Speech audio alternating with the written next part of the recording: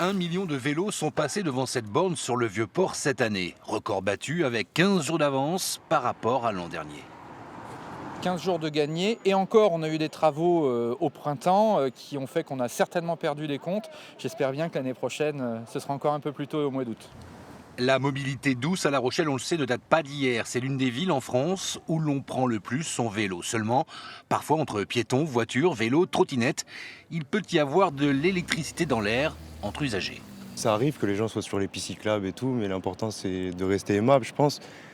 Parce que ça arrive que même quand on est à pied ou certaines choses, que les gens soient pas forcément agréables, mais bon, c'est comme ça. C'est vrai qu'il y a beaucoup de vélos, mais franchement, ça se passe bien. Il y a plein d'espaces pour les vélos qui sont faits pour. Il y a plein de pistes cyclables, etc. Donc il n'y a pas trop de problèmes. Moi, j'ai jamais eu de problème de cohabitation, on va dire.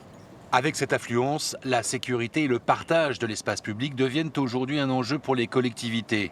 Un réseau de 20 km de pistes cyclables supplémentaires doit être créé d'ici 2026.